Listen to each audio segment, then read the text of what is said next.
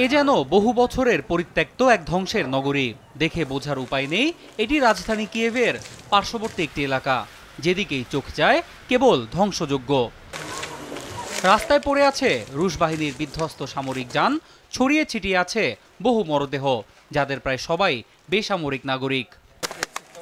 Kyiv থেকে রুশ সেনা প্রত্যাহারের পর শনিবার রাজধানীর পূর্ণ নিয়ন্ত্রণ নেয়ার দাবি করেন ইউক্রেন সেনারা।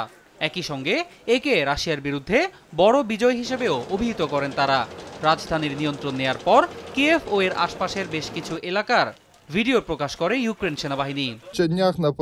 এটা নিঃসন্দেহে আমাদের বিজয়, যদিও এটা অপ্রত্যাশিত ছিল। কিয়েভ রক্ষায় আমাদের প্রস্তুত হওয়ার নির্দেশনা এলো এবং আমাদেরকে এখানে মোতায়েন করা হলো। আমরা প্রস্তুতই ছিলাম। এর মধ্যেই রাজধানীর নিকটবর্তী বুচা এলাকায় একটি গণকবরের সন্ধান পাওয়ার দাবি করেছে ইউক্রেন কর্তৃপক্ষ। রুশ সেনারা ওই এলাকা ছেড়ে যাওয়ার পর প্রায় ৩০০ মরদেহের ওই গণকবরটির খোঁজ মেলে বলেও জানায় তারা।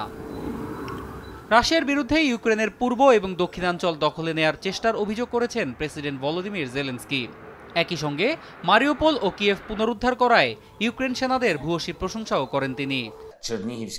রাশিয়ার লক্ষ্য হলো ডোনবাস এবং দক্ষিণাঞ্চল দখলে নেয়া, আর আমাদের লক্ষ্য স্বাধীনতা, ভূমি এবং এ দেশের মানুষকে রক্ষা করা।